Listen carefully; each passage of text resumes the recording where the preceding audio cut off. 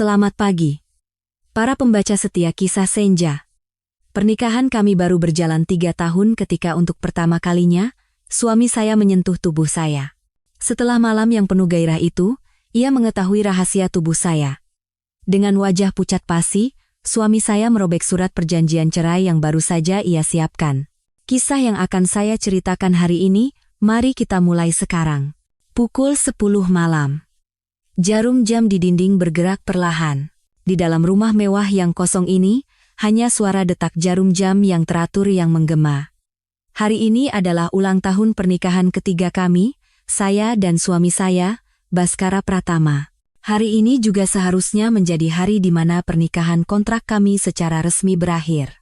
Selama 3 tahun, 1095 hari, saya berubah dari seorang wanita biasa menjadi istri Baskara Pratama, pemimpin Adijaya Group, salah satu konglomerat terbesar di Indonesia. Dan kini, dalam beberapa jam lagi, saya akan kembali ke titik awal, hidup dengan nama asli saya, Saraswati. Saya duduk diam di sofa kulit mewah, mata saya tak lepas dari meja makan yang telah saya siapkan dengan sepenuh hati. Saya menghabiskan sepanjang sore untuk menyiapkan makan malam ini. Di tengah meja, seikat bunga lili putih yang mekar dengan anggun memancarkan aroma lembut, cahaya lilin yang berkelip-kelip menebarkan bayangan di atas hidangan yang tertata rapi. Semuanya adalah makanan kesukaannya. Rendang, sate ayam, dan gulai kambing. Semua resep ini saya pelajari langsung dari Bibi Sumi, asisten rumah tangga senior di rumah ini. Saya tahu, mungkin semua ini sia-sia dan konyol. Selama 3 tahun terakhir, jumlah kami duduk makan semeja bisa dihitung dengan jari. Ia selalu sibuk. Perjalanan bisnis yang tak henti-hentinya. Rapat hingga larut malam. Rumah ini tak lebih dari tempat persinggahan sementara baginya, dan saya mungkin hanyalah hiasan yang menyertainya.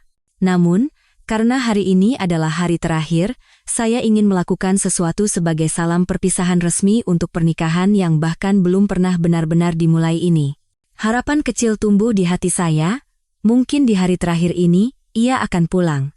Waktu berlalu tanpa ampun, menunjukkan pukul 11 malam. Lilin telah terbakar lebih dari separuh, lelehan lilinnya mengalir tanpa suara ke bawah kaki lilin, seperti air mata saya, makanan di atas meja sudah lama mendingin. Saya menghela napas panjang, menertawakan kebodohan diri sendiri. Lalu saya bangkit dan mulai membersihkan meja. Ia tidak akan datang. Tentu saja, mana mungkin pria sepertinya mengingat hari jadi yang tak berarti dari sebuah pernikahan kontrak. Perasaan saya, penantian saya, baginya mungkin hanyalah gangguan yang tak layak dipedulikan. Tepat saat saya hendak mengangkat piring pertama menuju dapur, suara mesin mobil yang familiar terdengar dari luar gerbang. Jantungku berdebar kencang. Ia pulang. Saya buru-buru meletakkan piring dan tanpa sadar mengelap kedua tangan di celemek. Apa yang harus saya lakukan? Haruskah saya berlari menyambutnya seperti istri sungguhan? Atau haruskah saya diam-diam di dapur seperti seorang pelayan? Selama 3 tahun, saya tidak pernah menemukan jawaban yang tepat untuk posisi saya di rumah ini. Pintu depan terbuka, dan Baskara melangkah masuk. Seperti biasa, ia mengenakan setelan jas hitam yang pas di badan. Posturnya tinggi dan tegap, wajahnya tampan namun dingin, alisnya yang tajam sedikit berkerut, mungkin karena lelah. Ia melirik meja makan yang separuh telah dibersihkan dengan tatapan datar, lalu mengunci pandangannya pada saya. Belum tidur? Suaranya rendah dan tanpa emosi. Aku? Menunggumu, jawab saya dengan suara pelan, tak berani menatap matanya. Tanpa berkata apa-apa lagi, ia melepas jasnya, menggantungkannya di sandaran kursi, melonggarkan dasinya, lalu duduk di sofa. Ia memberi isyarat dengan tangannya, seolah menyuruh saya mendekat. Saya ragu sejenak, lalu mendekat dan duduk di kursi seberang, menjaga jarak aman. Udara di ruang tamu terasa berat dan menyesakkan. Ia mengeluarkan setumpuk dokumen dari tas kerjanya dan mendorongnya ke hadapan saya, baca dan tanda tangani. Saya menatap dokumen di atas meja. Tanpa membukanya pun, saya bisa menebak isinya. Di atas kertas putih itu, pasti tercetak tebal tulisan, surat perjanjian cerai. Jantungku terasa seperti diremas. Sakit, namun anehnya terasa ringan. Akhirnya, Hari ini tiba juga. Tetap tenang. Ini adalah akhir yang sudah ditentukan, saya telah meyakinkan diri ratusan kali. Perlahan, saya membuka dokumen itu. Seperti dugaan, itu adalah surat perjanjian cerai. Di halaman terakhir, nama Baskara Pratama sudah tertera bersama tanda tangannya yang tegas dan kuat. Ia telah mempersiapkan segalanya. Sesuai kontrak, aku akan memberikan sebuah villa di Kebayoran Baru dan sejumlah uang pesangon. Anggap saja sebagai kompensasi selama 3 tahun ini, katanya dengan nada datar, seolah sedang melakukan transaksi bisnis. Saya tidak menatapnya, pandangan saya terpaku pada 2 kata, perjanjian cerai. Tenggorokan saya terasa kering, tapi saya berusaha keras agar suara saya tidak bergetar. Tidak perlu, cukup sesuai kontrak saja. Anda telah membantu nenek saya, dan saya telah menjalankan peran sebagai istri Anda selama 3 tahun. Kita tidak saling berutang. Saya mengambil pena yang tergeletak di meja. Ujungnya yang dingin menyentuh kulitku. Saya menarik napas dalam-dalam, menekan gejolak emosi di dalam hati.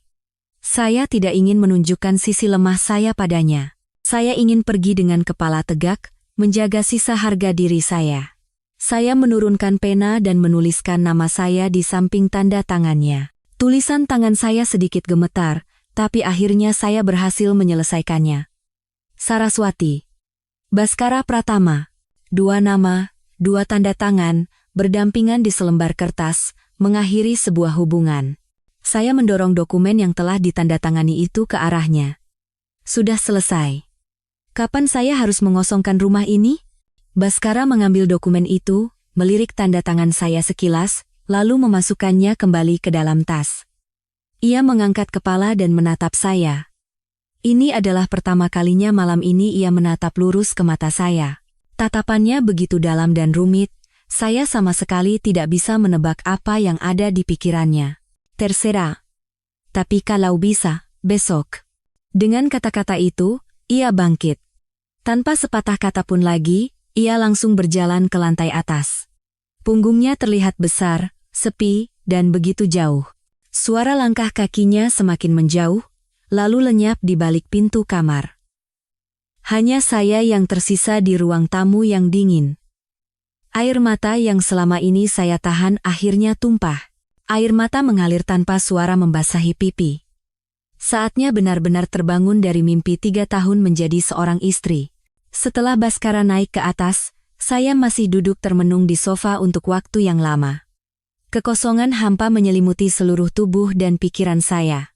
Saya tidak menangis terseduh-seduh, tapi air mata panas terus mengalir membasahi kerah baju.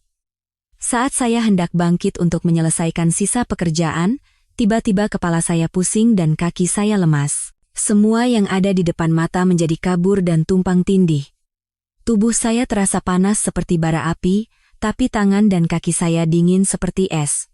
Mungkin karena kehujanan saat pergi berbelanja, menunggu sepanjang malam di ruang tamu yang dingin, dan syok mental yang baru saja saya alami, semuanya menyerang saya sekaligus.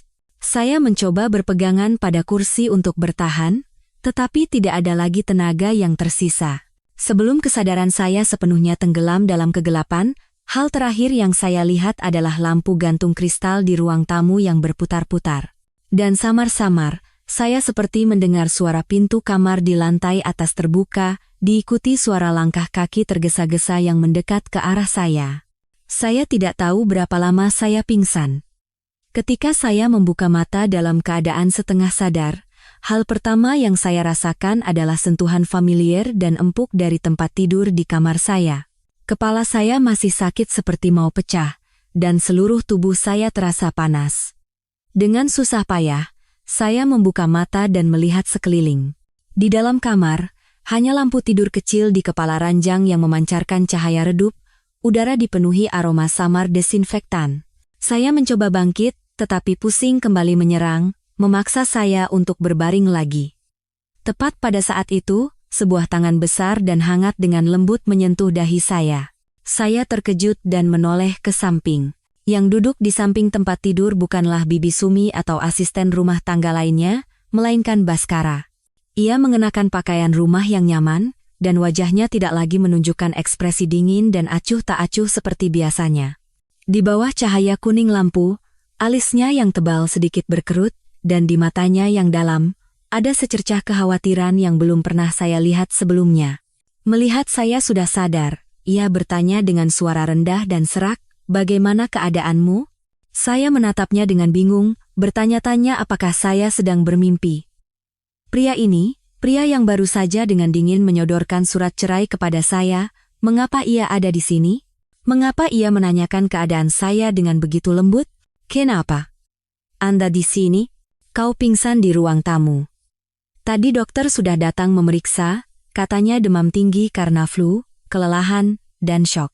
Obat penurun panas sudah disuntikkan," jelasnya singkat, tetapi tangannya masih belum beranjak dari dahi saya. Saya masih tidak percaya. Apakah suara langkah kaki tergesa-gesa yang saya dengar saat pingsan itu adalah miliknya? Apakah ia yang memindahkan saya ke kamar dan memanggil dokter? Ribuan pertanyaan berputar di kepala, membuat saya semakin bingung. "Terima kasih," kata saya dengan suara pelan, merasa canggung dengan perhatian yang tiba-tiba ini. Ia tidak berkata apa-apa, bangkit dengan diam, keluar, lalu kembali membawa baskom berisi air hangat dan handuk bersih. Ia duduk di tepi tempat tidur, memeras handuk, lalu mulai menyeka wajah saya dengan lembut. Setiap gerakannya hati-hati dan penuh perhatian. Sangat berbeda dengan citranya yang dikenal sebagai pebisnis ulung yang dingin. Saya hanya berbaring diam, membiarkannya merawat saya. Jantung saya mulai berdebar kencang. Aroma maskulinnya yang familiar menguar di ujung hidung. Ia yang terasa begitu jauh, kini terasa begitu dekat. Apakah ini hanya halusinasi karena demam? Setelah menyeka wajah saya, ia membantu saya duduk bersandar di kepala ranjang. Lalu ia memberikan beberapa butir obat dan segelas air hangat dari meja di samping tempat tidur. "Minum obatnya dan istirahatlah. Nanti juga baik kan?" Saya patuh menerima obat dan menelannya semua. Rasa pahit obat menyebar di mulut, tetapi kehangatan yang tak terlukiskan mulai menjalari hati saya. Setelah saya selesai minum obat, ia dengan hati-hati membaringkan saya kembali dan menyelimuti saya hingga ke leher. Ia tidak langsung pergi, masih duduk di sana, menatap saya dalam diam. "Anda tidak perlu melakukan ini, saya bisa sendiri," kata saya memecah keheningan.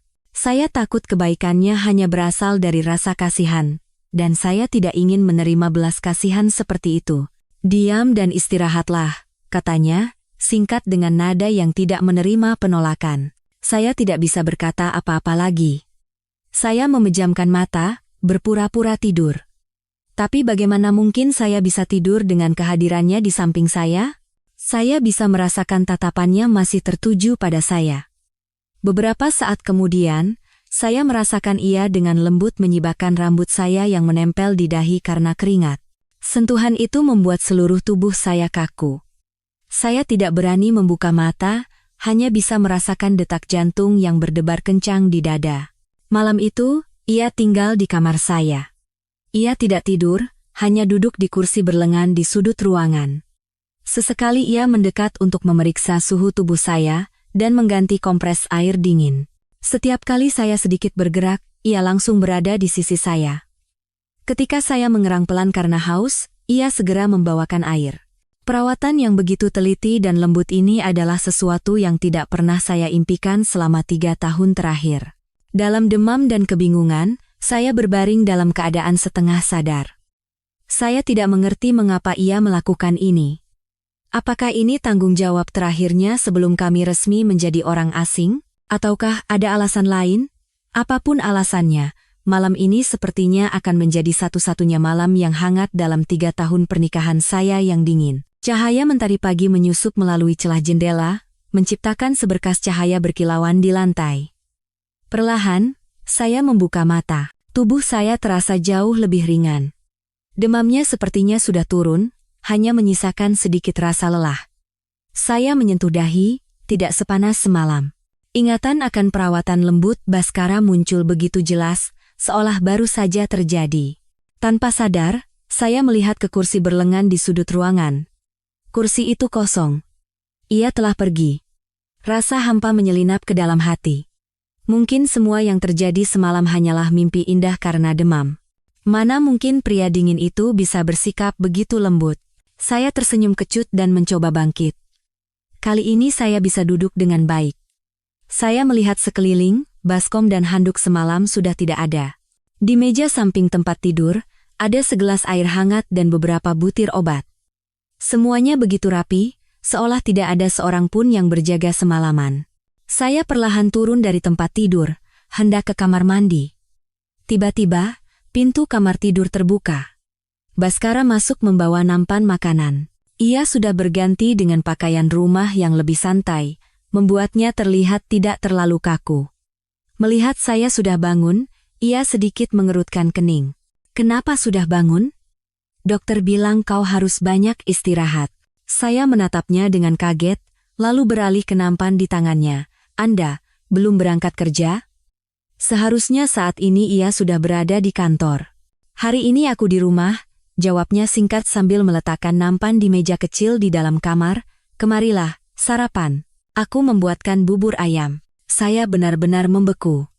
Bukan hanya ia di rumah, tapi ia juga pergi ke dapur dan membuatkan sarapan untuk saya. Ini bahkan lebih sulit dipercaya daripada ia merawat saya semalaman. Seperti robot, saya berjalan ke meja dan menatap bubur ayam yang hangat dan harum. Baru kali ini saya tahu ia bisa memasak. Anda tidak perlu repot-repot. Bibi Sumi. Bibi Sumi pagi ini pulang kampung, ada urusan mendadak. Cepat makan sebelum mandi, potongnya. Masih dengan nada sedikit memerintah, tapi tidak terdengar dingin. Saya tidak berkata apa-apa lagi, mengambil sendok dan mulai makan bubur. Rasanya pas, daging ayam yang lembut berpadu dengan aroma daun bawang dan merica, menyebarkan kehangatan ke seluruh tubuh. Saya makan dengan kepala tertunduk. Saya tidak berani menatapnya, untuk menyembunyikan rasa canggung dan gelombang emosi yang bergejolak di hati. Ia juga tidak berkata apa-apa, hanya duduk di seberang, menuang teh, dan sesekali menatap saya. Setelah saya selesai makan, ia membereskan piring dan kembali duduk di kursi yang sama seperti kemarin. Ia menatap saya dengan ekspresi berpikir. Kita tunda perceraiannya 1 bulan, kata-katanya seperti guntur di telinga saya. Saya mengangkat kepala. Kenapa? Kemarin saya sudah menandatangani suratnya. Proyek kerjasama dengan mitra dari Amerika Serikat akan memasuki tahap penting. Berita perceraian ketua grup di saat seperti ini akan berdampak buruk pada citra perusahaan dan harga saham. Aku tidak mau mengambil risiko apapun, jelasnya. Alasan yang ia kemukakan sangat logis dan profesional. Lagi-lagi pekerjaan. Selalu pekerjaan. Hati saya yang baru saja sedikit menghangat, seketika kembali mendingin. Jadi begitu. Perhatiannya semalam, sarapan pagi ini, dan penundaan perceraian, semuanya demi kepentingan perusahaan dan proyek penting itu. Saya ini apa? Hanyalah sebuah pion dalam rencananya. Tawa sinis nyaris keluar dari mulutku membayangkan betapa naifnya saya. Melihat saya terdiam, ia melanjutkan. Selama 1 bulan ini, kita masih suami istri. Tetaplah di sini. Setelah sebulan, semuanya akan berjalan sesuai kesepakatan. Baiklah, jawab saya dengan suara yang anehnya tenang. Selama 3 tahun terakhir, saya telah belajar menyembunyikan perasaan saya. Saya tidak ingin ia melihat kekecewaan di mata saya. Percakapan berakhir di situ. Ia bangkit, mengatakan ada pekerjaan yang harus diselesaikan di ruang kerjanya. Kamar tidur kembali sunyi. Saya duduk di tempat tidur, merasa lelah baik secara fisik maupun mental. 1 bulan. Saya harus berperan sebagai istrinya selama 1 bulan lagi. Apakah itu berarti saya akan terperosok dalam ilusi saya sendiri selama 1 bulan lagi? Ataukah itu berarti saya harus menahan penderitaan selama 1 bulan lagi? Sore harinya, setelah minum obat dan tidur sejenak, saya merasa jauh lebih baik. Bosan hanya berbaring di kamar, saya turun untuk minum air. Rumah mewah ini terasa sangat sunyi di siang hari. Ketika melewati ruang kerja Baskara di lantai 2, saya melihat pintunya sedikit terbuka. Ini adalah satu-satunya tempat di rumah ini yang belum pernah saya masuki. Ia menetapkan aturan ketat bahwa tidak ada yang boleh masuk ke ruang kerjanya tanpa izin. Rasa penasaran menggelitik saya. Meskipun tahu ini salah, kaki saya tanpa sadar melangkah lebih dekat ke pintu. Melalui celah pintu, Saya bisa melihatnya duduk di depan komputer, fokus pada pekerjaannya. Saat hendak berbalik, sesuatu yang tergantung di dinding di belakangnya menarik perhatian saya.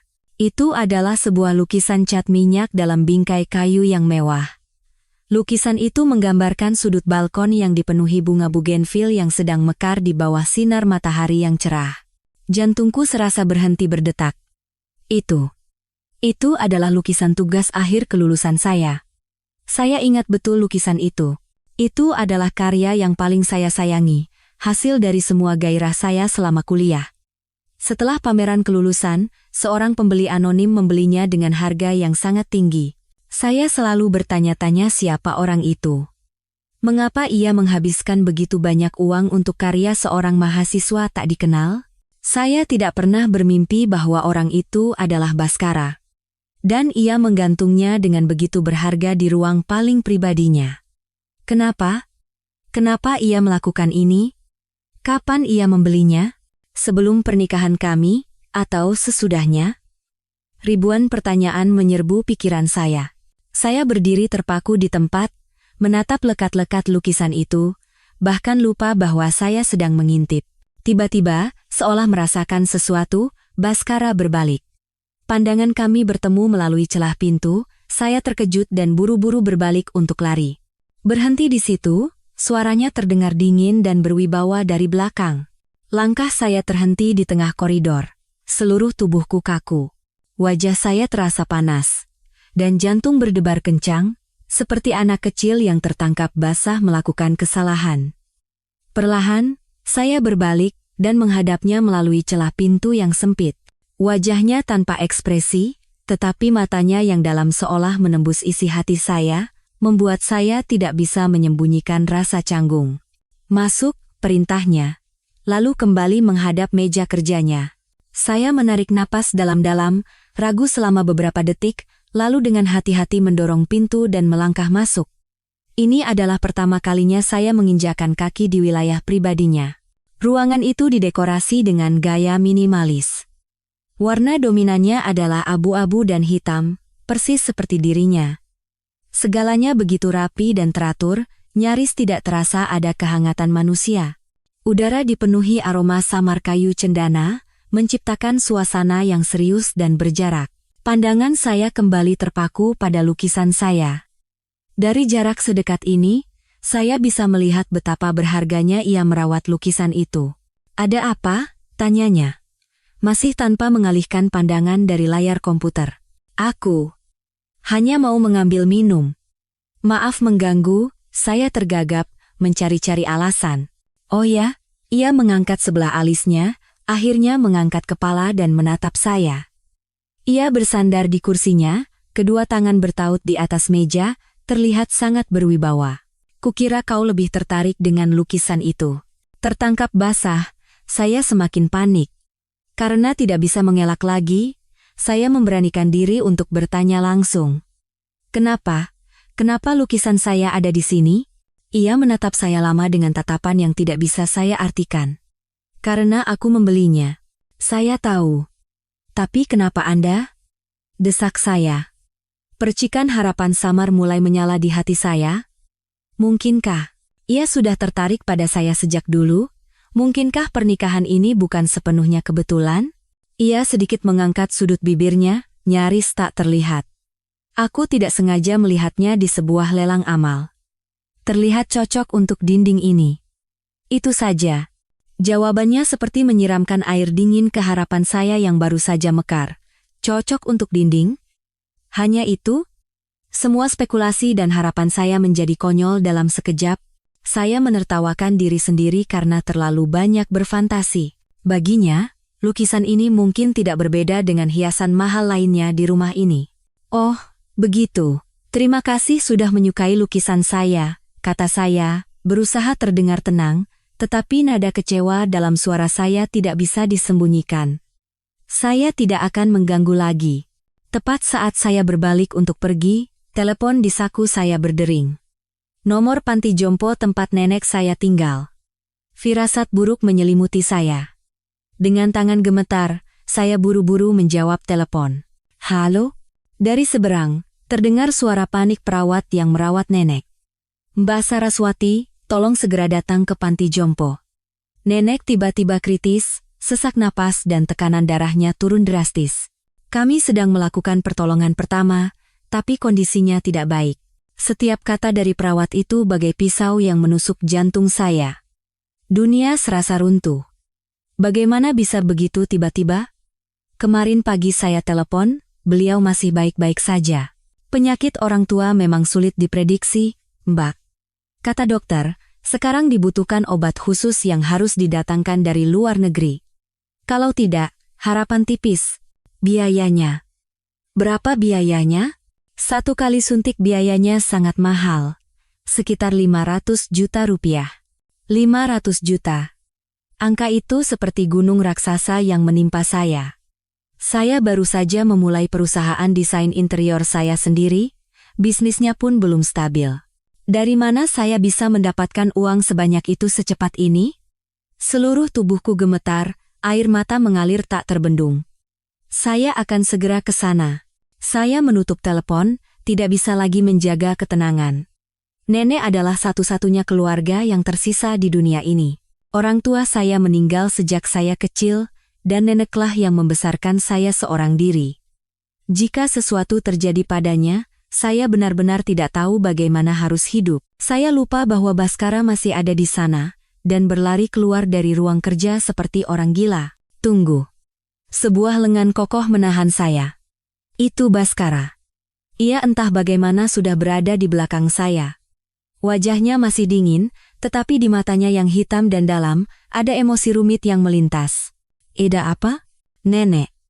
"Nenek saya kritis," saya terisak, tidak bisa menyelesaikan kalimat. Ia tidak bertanya lebih lanjut, mengeluarkan sapu tangan dari sakunya dan memberikannya kepada saya. Menangis tidak akan menyelesaikan apapun. Lalu ia mengambil kunci mobil di atas mejanya. Aku antar. Di dalam mobil menuju panti jompo, saya duduk diam di kursi penumpang. Hati saya gelisah seperti terbakar. Saya menggigit bibir kuat-kuat agar tidak menangis. Kedua tangan saya saling meremas. Baskara fokus menyetir tanpa bicara, tetapi ia melajukan mobil jauh lebih cepat dari biasanya. Udara di dalam mobil terasa berat, membuat sulit bernapas. Setibanya di panti jompo, saya langsung berlari ke ruang gawat darurat. Nenek terbaring di ranjang. Tubuhnya kurus kering, wajahnya pucat, napasnya ditopang oleh alat bantu pernapasan. Melihatnya, jantungku hancur berkeping-keping.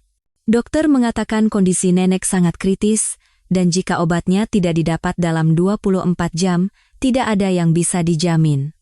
Saya terduduk lemas di bangku koridor. Rasa tak berdaya, dan putus asa menyelimuti seluruh hati saya. Apa yang harus saya lakukan sekarang? Menjual perusahaan? Tapi saya tidak bisa mendapatkan uang sebanyak itu dalam waktu sesingkat ini. Meminjam dari teman, sahabat terbaik saya, Rina, juga hanya seorang karyawan biasa. Kepada siapa saya bisa meminjam uang? Saat saya bingung, Baskara datang dan duduk di samping saya. Ia memberikan sebotol air mineral. "Obat itu ada di rumah sakit mana?" Saya mengangkat kepala menatapnya. Sejenak, keinginan untuk meminta bantuannya begitu besar. Tapi harga diri menahan saya. "Kami akan segera bercerai, ia tidak punya kewajiban untuk membantu saya. Lagi pula, saya tidak ingin berutang budi lagi padanya. Saya bisa menanganinya sendiri." Ia menatap saya dengan tatapan yang seolah menembus isi hati saya. "Bagaimana caranya?" Saya terdiam, tidak bisa menjawab. Malam itu, saya menjaga nenek di rumah sakit. Baskara pulang, mengatakan ada urusan kantor. Sebelum pergi, ia hanya meninggalkan satu kalimat, "Telepon kalau ada apa-apa." Semalaman saya tidak tidur, memegang erat tangan nenek, berdoa agar keajaiban terjadi. Di tengah kelelahan dan kekhawatiran, saya rupanya tertidur. Orang bilang, jika terlalu lelah dan stres, seseorang bisa mengigau.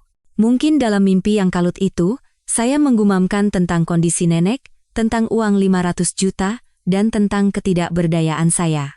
Keesokan paginya, saat saya tertidur dengan posisi menelungkup di samping ranjang, telepon berdering, itu kepala panti jompo. Ia terdengar sangat gembira. Mbak Saraswati, ada kabar baik, baru saja seorang donatur anonim menghubungi kami. Beliau tidak hanya akan menanggung seluruh biaya pengobatan nenek, tetapi juga memutuskan untuk mendirikan dana amal sebesar 50 miliar rupiah untuk membantu para lansia telantar di panti kami. Dan beliau juga sudah mengatur kedatangan spesialis jantung terbaik dari luar negeri untuk merawat nenek secara langsung. Pesawatnya dijadwalkan tiba malam ini. Saya berdiri termangu, tidak percaya dengan apa yang saya dengar. 50 miliar rupiah, spesialis dari luar negeri? Apa yang sebenarnya terjadi? Benarkah, Pak? Siapa donatur itu? Beliau tidak ingin identitasnya diungkapkan. Hanya berpesan bahwa beliau sangat terkesan dengan bakti Mbak Saraswati. Anda benar-benar mendapat berkah yang luar biasa, Mbak. Saya menutup telepon, masih dalam keadaan linglung. Siapa yang bisa melakukan hal sebesar ini untuk saya? Saya tidak kenal orang sehebat itu. Mungkinkah Baskara? Tapi apa alasannya? Dan bagaimana ia tahu saya butuh uang? Mungkinkah ia mendengar igawan saya semalam? Saat saya bingung dengan berbagai spekulasi, bayangan seorang pria tinggi muncul di ambang pintu kamar. Bukan Baskara, melainkan saingan terbesarnya, sekaligus pria yang pernah mengejar saya mati-matian saat kuliah, Reza Mahendra. Saras, ku dengar nenekmu sakit. Apa beliau baik-baik saja? Reza masuk membawa keranjang buah besar dengan wajah khawatir. Mas Reza, kok bisa di sini? Tanya saya kaget. Aku punya kenalan di rumah sakit ini. Begitu dengar kabar, aku langsung ke sini. Ia meletakkan keranjang buah dan menatap saya dengan tatapan penuh arti, 500 juta. Bukan uang yang sedikit.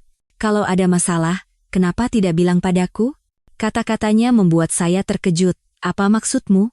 Reza tersenyum sinis. Baskara Pratama. Benar-benar pria tak punya hati. 3 tahun menikah, tapi saat kau paling butuh bantuan, dia tidak muncul sama sekali. Aku tahu semua tentang pernikahan kontrak kalian. Saya syok. Bagaimana ia bisa tahu? Reza mendekat dan merendahkan suaranya. Kalau kau mau, aku bisa membantumu, asal kau berjanji untuk bekerja sama denganku. Kita buat Baskara Pratama membayar semua perbuatannya. Kata-kata Reza seperti racun yang membuat pikiran saya yang kalut semakin kacau. Ia tidak hanya tahu tentang nenek, tapi juga rahasia terbesar antara saya dan Baskara. Ekspresi khawatirnya kini terlihat sangat palsu. Saya mundur selangkah, menjaga jarak. Terima kasih atas perhatianmu, tapi urusan keluarga saya, biar saya yang selesaikan, dan hubungan saya dengan Mas Baskara adalah masalah pribadi kami berdua. Orang lain tidak perlu ikut campur, jawab saya dengan nada dingin dan tegas. Apapun yang terjadi antara saya dan Baskara, saya tidak ingin menjadi alat yang dimanfaatkan orang lain, terutama untuk menyerangnya. Kekecewaan dan kemarahan melintas di mata Reza, tapi ia segera menyembunyikannya dengan senyuman. Baiklah, kalau itu maumu, tapi ingat, kapanpun kau butuh aku akan selalu ada di sini. Setelah mengatakan itu, ia pergi. Saya menatap punggungnya dengan perasaan tidak enak. Reza Mahendra bukan orang yang sederhana. Kemunculannya yang tiba-tiba dan pengetahuannya yang begitu banyak, jelas bukan kebetulan. Saat itu, telepon saya berdering. Itu Baskara. Saya menarik napas dalam-dalam untuk menenangkan diri, lalu menjawab. Malam ini ada waktu? Suaranya datar seperti biasa. Ada apa? Jam 7 malam, bersiaplah. Aku akan menjemputmu ke sebuah pesta. Ia berbicara seperti memberi perintah, tanpa memberi saya kesempatan untuk menolak. Pesta apa? Saya tidak mau pergi. Saya harus menjaga nenek. Ada spesialis dan perawat terbaik yang menjaganya. Kehadiranmu tidak akan membuat perbedaan.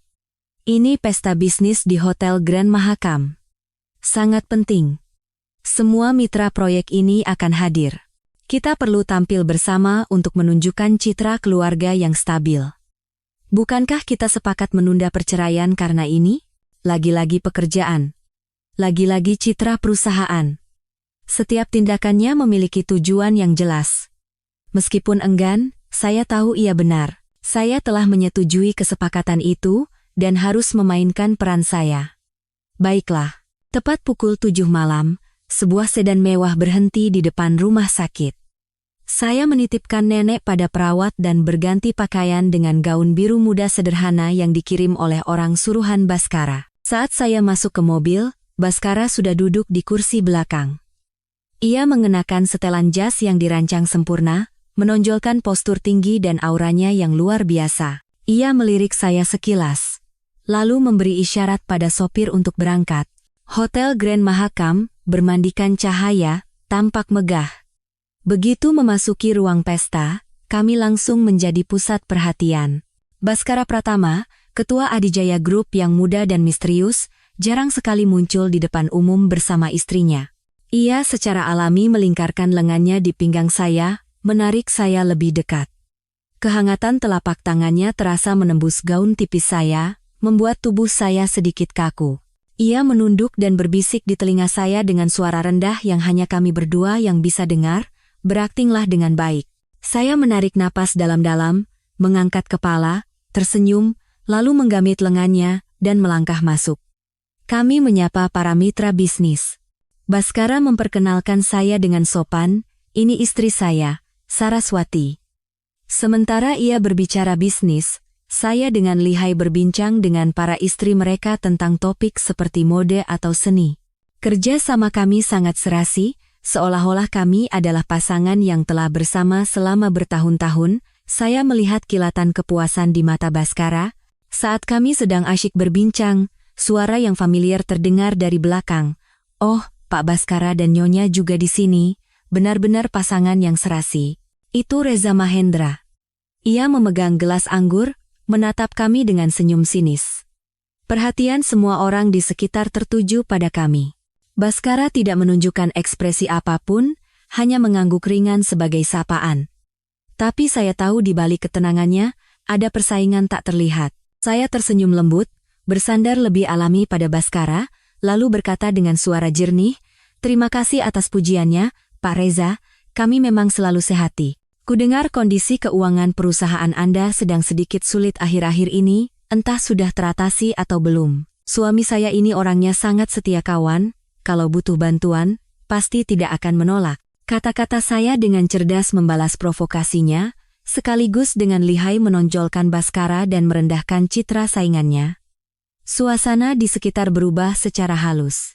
Orang-orang menatap Reza dengan curiga, wajahnya langsung menegang. Meski ia berusaha mempertahankan senyum paksanya. "Terima kasih atas perhatian Nyonya, tapi masalah sekecil itu bisa saya tangani sendiri." Baskara sedikit mengeratkan lengannya di pinggang saya. Sebuah gerakan kecil, tapi cukup bagi saya untuk merasakan kepuasannya. Ia menatap Reza dengan tajam. Sepertinya istri saya terlalu khawatir. Semoga Pak Reza bisa memakluminya. Perang dingin singkat itu berakhir, dan Reza pamit dengan sebuah alasan. Setelah ia pergi, Baskara menunduk dan berbisik di telinga saya. Suaranya terdengar sedikit geli. "Aku tidak tahu kau sehebat ini." Pujian tak terduga dari Baskara membuat pipi saya sedikit memerah. Mungkin ini pertama kalinya ia mengakui saya secara langsung. Sepanjang malam itu, ia tidak pernah meninggalkan sisi saya. Sesekali memperkenalkan saya kepada orang-orang penting sambil menunjukkan gestur keintiman yang wajar. Akting kami begitu sempurna sehingga tidak ada yang curiga. Pesta berakhir cukup larut. Saat kami meninggalkan hotel, hujan deras tiba-tiba turun. Tetesan air hujan yang besar jatuh berderak di atap kanopi. Sopir sedang menuju ke arah kami, tetapi kami harus melewati area terbuka yang luas. Melihat saya menggigil kedinginan, Baskara tanpa kata melepas jasnya dan menyampirkannya di bahu saya, lalu menarik saya ke dalam pelukannya. "Lari." Ia memeluk saya erat, tubuhnya menahan hampir seluruh guyuran hujan saat kami berjalan cepat menuju mobil. Aroma maskulin dan kehangatan tubuhnya menyelimuti saya. Seketika, saya lupa bahwa hari sedang hujan, lupa bahwa kami sedang berakting, jantung saya berdebar kencang di dalam dada.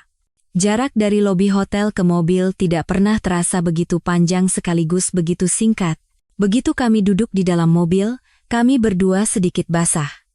Beberapa tetes air di rambutnya membuat penampilannya yang biasanya kaku sedikit melunak, menambah pesona yang entah mengapa.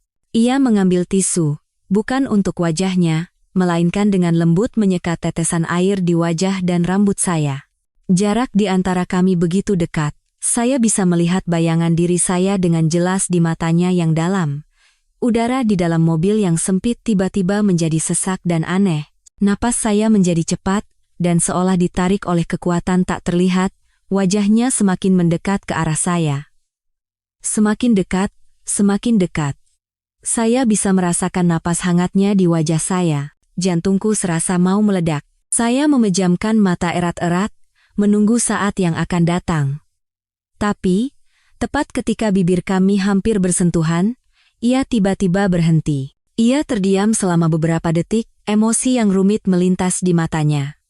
Dengan tenang, ia menarik diri, menoleh, dan dengan suara rendah memerintahkan sopir untuk pulang. Saat itu, saya merasakan kekosongan dan rasa malu yang tak terlukiskan. Saya buru-buru menoleh keluar, berpura-pura melihat tetesan hujan yang mengalir di kaca jendela untuk menyembunyikan wajah saya yang memerah. Sepanjang perjalanan pulang, kami berdua tidak berbicara. Keheningan itu lebih menakutkan dari 1000 kata. Setibanya di rumah, saya hampir berlari ke kamar. Setelah mandi, barulah saya sadar telah kehilangan anting-anting mutiara pemberian nenek. Saya menyentuh telinga, hanya ada satu. Kemana yang satunya lagi? Itu adalah pusaka yang paling berharga bagi saya. Saya panik mencari di kamar dan di dalam tas, tapi tidak ketemu. Saya mencoba mengingat-ingat. Sepertinya saya melepaskannya saat terburu-buru ganti baju di rumah sakit. Setelah itu, telepon dari Baskara datang. Mungkinkah tertinggal di ruang kerjanya saat saya berlari keluar untuk menjawab telepon nenek? Saya sangat takut bertemu dengannya, tapi saya tidak bisa kehilangan anting itu. Memberanikan diri, saya turun ke ruang kerjanya. Pintunya sedikit terbuka seperti sebelumnya. Berharap ia tidak ada di sana, saya masuk dengan hati-hati. Ruangan itu kosong, hanya lampu meja yang menyala. Saya menghela napas lega dan mulai mencari anting di tempat saya berdiri tadi. Saat membungkuk di dekat meja, saya tidak sengaja menyenggol tumpukan majalah di tepi meja. Majalah-majalah itu berjatuhan ke lantai. Saya buru-buru memungutnya. Saat melihat sampulnya, saya membeku. Semuanya adalah majalah desain interior profesional, dan salah satunya menampilkan foto proyek yang baru saja diselesaikan oleh perusahaan kecil saya. Karena penasaran, saya membuka majalah-majalah lainnya. Setiap majalah berisi artikel atau foto tentang saya dan pekerjaan saya selama 3 tahun terakhir. Jantungku berdebar kencang. Bagaimana ini bisa terjadi? Kenapa ia mengumpulkan semua ini? Pandangan saya menyapu ruangan dan berhenti di sebuah lemari kayu yang terkunci rapat di sudut. Biasanya saya tidak akan pernah melakukannya, tapi hari ini, didorong oleh dorongan kuat, saya tidak bisa mengendalikan tindakan saya. Saya melihat seikat kunci kecil di dalam kotak di atas meja. Saya mencoba salah satunya, dan dengan suara klik, lemari itu terbuka. Melihat isinya, saya tidak bisa bernapas. Itu bukan dokumen perusahaan, melainkan puluhan album foto. Dengan tangan gemetar, saya mengambil satu album. Halaman pertama adalah foto candid saya yang sedang bekerja keras di studio desain. Halaman berikutnya, saya sedang berjalan-jalan sendirian di taman. Halaman lain, saya sedang asyik berbincang dengan nenek di panti jompo. Ratusan, bahkan ribuan foto candid ini merekam hampir setiap momen kehidupan saya selama 3 tahun terakhir. Ia selalu mengawasi saya dalam diam. Tuan muda sangat menyayangi nyonya. Suara hangat dari belakang membuat saya terkejut dan buru-buru menutup album. Itu Bibi Sumi. Kapan ia kembali? Bibi Sumi membawa nampan teh, menatap saya dengan tatapan lembut, tanpa sedikit pun keterkejutan. Bibi. Saya bingung harus berkata apa. Bibi Sumi meletakkan nampan dan menghela napas. Semua foto ini tuan muda yang menyuruh orang untuk mengambilnya. Karena tidak bisa sering berada di sisi nyonya, beliau bilang setidaknya ingin tahu apakah nyonya baik-baik saja, apakah nyonya bahagia. Bibi Sumi menunjuk lukisan tugas akhir saya. Lukisan itu juga sama. Tahun itu, tuan muda membelinya di lelang amal sekolah dengan harga yang sangat tinggi. Beliau bilang, Senyum wanita dalam lukisan itu saat menyelesaikan karyanya adalah senyum paling cemerlang yang pernah beliau lihat. Setiap kata Bibi Sumi bagai palu yang menghantam hati saya. Pria dingin itu, suami yang acuh tak acuh itu, ternyata dengan caranya sendiri, diam-diam mengkhawatirkan dan menjaga saya. Saya mengambil selembar foto. Di dalamnya, saya tersenyum cerah. Saya tidak bisa menahan air mata lagi. Tetesan air mata jatuh, mengaburkan foto itu. Ternyata, selama ini, saya tidak pernah sendirian dalam pernikahan ini. Fakta yang saya ketahui, di ruang kerja semalam masih membuat jantung saya berdebar. Saya nyaris tidak bisa tidur semalaman. Kata-kata Bibi Sumi, foto-foto, dan lukisan itu terus berputar di kepala saya. Keesokan paginya, dengan perasaan yang sangat campur aduk, saya berhadapan dengan Baskara di meja makan. Saya ingin bertanya, ingin mengkonfirmasi semuanya, tetapi tidak tahu harus mulai dari mana. Ia bersikap dingin seperti biasa, tidak menyebut sepatah kata pun tentang kejadian semalam yang membuat saya semakin bingung. Beberapa hari kemudian, ketika kondisi nenek sudah stabil berkat perawatan spesialis dari luar negeri, saya menerima pemberitahuan resmi dari Adijaya Group. Perusahaan desain kecil saya terpilih sebagai mitra untuk proyek pembangunan resor mewah baru senilai triliunan rupiah. Dan orang yang bertanggung jawab langsung dari pihak Adijaya Group tidak lain adalah Baskara Pratama. Saya senang sekaligus cemas. Ini adalah kesempatan besar bagi karir saya, tetapi bekerja langsung di bawahnya bukanlah tekanan yang kecil. Rapat pertama diadakan di ruang rapat utama Adijaya Group. Saya dan tim saya telah bersiap dengan matang, menyajikan 3 konsep desain dengan gaya yang berbeda. Semuanya adalah hasil kerja keras kami. Begitu memasuki ruang rapat, suasana serius langsung terasa. Baskara duduk di kursi utama, wajahnya sedingin es, tatapan tajamnya menyapu setiap orang. Tidak ada jejak pria yang merawat saya dengan lembut atau yang hampir mencium saya di mobil. Ia telah berubah total menjadi pemimpin yang tegas dan keras. Setelah saya selesai mempresentasikan konsep pertama, ia langsung berkata dengan nada tanpa emosi, terlalu aman. Tidak ada terobosan. Desain seperti ini bisa ditemukan di resor manapun, ditolak. Saya sedikit terkejut, tetapi segera menenangkan diri dan mempresentasikan konsep kedua yang lebih berani dan modern. Ia hanya meliriknya beberapa detik, lalu menggelengkan kepala. Terlalu tidak realistis. Sama sekali tidak mempertimbangkan unsur budaya lokal, dan biaya konstruksi pasti akan melebihi anggaran. Ditolak. Ketika sampai pada konsep ketiga yang paling saya andalkan, yang menggabungkan tradisi dan modernitas, ia mengerutkan kening dan mengetukkan jarinya ke meja. Idenya bagus, tapi eksekusinya kurang matang. Tata ruangnya tidak rasional dan fungsionalitasnya belum optimal. Ditolak juga. 3 konsep, hasil kerja keras saya dan tim. Semuanya ditolak mentah-mentah di depan semua orang. Rasa marah dan malu bercampur aduk. Anggota tim saya menundukkan kepala, dan udara di ruang rapat menjadi seberat timah, tapi saya bukan orang yang mudah menyerah. Harga diri profesional saya tidak mengizinkan saya untuk diam. Saya menarik napas dalam-dalam, mengangkat kepala, dan menatap lurus ke arahnya. Pak Baskara, saya tidak bisa setuju dengan penilaian Anda. Konsep ketiga ini didasarkan pada penelitian mendalam tentang kebiasaan hidup dan budaya Indonesia, sekaligus menjamin kemewahan dan citra internasional. Ruang rapat itu menjadi saksi perdebatan profesional yang sengit. Saya mengerahkan semua pengetahuan dan semangat saya untuk mempertahankan desain saya. Ia pun tidak kalah. Ia terus membalas dengan pertanyaan tajam dan logika yang kuat.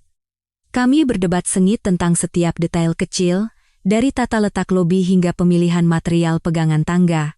Para staf di ruang rapat berubah dari terkejut menjadi ngeri, lalu menjadi kagum. Mereka belum pernah melihat mitra yang berani menentang dan berdebat dengan pimpinan mereka yang dingin itu. Dan anehnya, di mata Baskara, yang terlihat bukanlah kemarahan, melainkan minat dan rasa hormat. Ia tidak menekan dengan kekuasaan, melainkan menghadapi saya dengan logika profesional. Perdebatan yang berlangsung lebih dari 2 jam itu berakhir ketika kami berdua sama-sama lelah. Akhirnya, ia menatap saya dan mengangguk kecil. Baik. Aku beri waktu 3 hari. Berdasarkan diskusi kita barusan, perbaiki konsep ketiga. Aku ingin melihat desain yang sempurna. Meskipun masih kesal, saya tahu ia telah mengakui kemampuan saya. Konfrontasi ini, alih-alih menjauhkan kami, justru membuat kami lebih dekat di level yang berbeda, level kekaguman dan rasa hormat atas bakat masing-masing. Selama 3 hari berikutnya, saya dan tim saya hampir makan dan tidur di kantor untuk menyelesaikan desain. Pada hari yang dijanjikan, saya membawa gambar akhir kepada Bhaskara. Kali ini, ia memeriksanya dengan sangat teliti tanpa berkata apa-apa. Setelah beberapa lama, ia mengangkat kepala dan hanya mengucapkan satu kata, "Bagus. Lanjutkan dengan konsep ini." Mendapat pengakuannya, semua kelelahan seolah lenyap. Hubungan kami sepertinya telah memasuki babak baru. Ia masih dingin, tetapi saya bisa merasakan tatapannya pada saya telah berubah. Beberapa hari kemudian, Bhaskara memberitahu bahwa ia harus melakukan perjalanan bisnis ke Singapura selama seminggu. Kepergiannya membuat rumah mewah itu kembali kosong. Kebetulan, saat itu adalah hari ulang tahun sahabat terbaik saya, Rina. Karena sudah lama tidak bertemu, Rina memaksa saya untuk datang ke pestanya. Pesta ulang tahun itu diadakan di sebuah bar yang cukup ramai. Bertemu teman-teman lama membuat saya sejenak melupakan masalah dan mengobrol dengan gembira. Saat suasana sedang memuncak, seorang teman tiba-tiba berteriak, "Hei, kalian dengar berita nggak? Cinta pertamanya Mas Bhaskara, putri dari Pak Hartono itu, Citra Lestari, katanya mau pulang ke Indonesia." Telingaku berdengung. Cinta pertama? Saya sudah mengenalnya selama 3 tahun, tapi tidak pernah mendengar cerita seperti itu. Saya berusaha tersenyum wajar. Apaan sih? Dengar dari mana? Beneran. Temanku dulu kuliah bareng Mas Bhaskara. Katanya mereka itu teman masa kecil dan dekat banget. Kalau bukan karena keluarga Citra tiba-tiba pindah ke luar negeri, mungkin Nyonya Adijaya Group sekarang itu dia. Bisikan teman-teman bagai jarum yang menusuk jantung saya. Citra. Namanya Citra. Nama yang indah. Udah. Mereka sekarang kan hidup bahagia. Jangan ngomong yang enggak-enggak. Rina buru-buru menengahi, melihat wajah saya yang pucat. Tapi tepat pada saat itu, suara yang familiar namun tidak menyenangkan terdengar. Teman-temanmu benar. Saraswati, kau itu hanya pengganti. Itu Reza Mahendra. Ia entah bagaimana sudah berdiri di belakang saya dengan ekspresi mengejek. Semua orang terdiam, menatap kami. Saya berbalik dan menatapnya dengan dingin. Apa maksud Anda? Reza tersenyum sinis dan mendekati saya. Tatapannya melewati bahu saya dan berhenti di punggung saya. Bhaskara mencarimu selama 3 tahun, kan? Kau tidak tahu kenapa. Bukan karena dia mencintaimu, tapi karena bekas luka di punggungmu itu sangat mirip dengan bekas luka milik Citra Lestari. Seluruh tubuhku membeku. Bekas luka di punggung. Luka yang saya dapatkan saat kecil karena jatuh dari sepeda. Tidak besar, tapi cukup jelas. Mungkinkah karena bekas luka itu? Foto-foto candid, perhatian diam-diam. Semua itu bukan untuk saya, melainkan karena ia melihat bayangan orang lain melalui saya. Citra Lestari juga punya bekas luka yang sama, lanjut Reza dengan suara setajam pisau.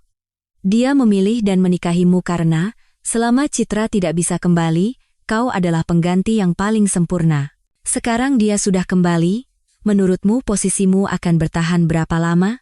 Kebenaran kejam yang dilontarkan Reza bagai petir yang menyambar kepala saya. Semuanya hancur dalam sekejap. Kebahagiaan dan harapan yang mekar di hati saya beberapa hari terakhir ini hancur berkeping-keping. Ternyata, saya hanyalah bayangan, seorang pengganti. Cinta bertepuk sebelah tangan yang saya pelihara selama 3 tahun ini, di matanya mungkin tidak lebih dari sebuah lelucon. Saya tidak ingat bagaimana saya keluar dari pesta ulang tahun Rina. Di telinga saya hanya bergema tawa sinis Reza dan bisikan kasihan dari orang-orang di sekitar. Saya berjalan tanpa tujuan di jalanan. Lampu neon yang gemerlap menyinari wajah saya, tetapi saya tidak merasakan apa-apa. Pengganti.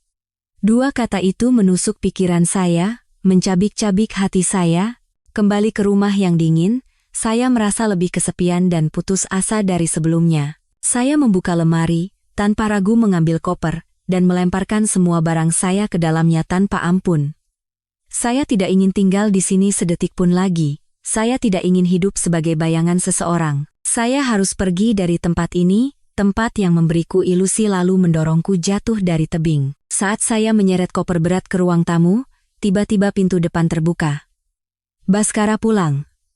Ia terlihat sangat lelah, wajahnya pucat, dasinya longgar, dan kemejanya kusut. Katanya perjalanan bisnis selama seminggu, tapi ia kembali hanya dalam 4 hari.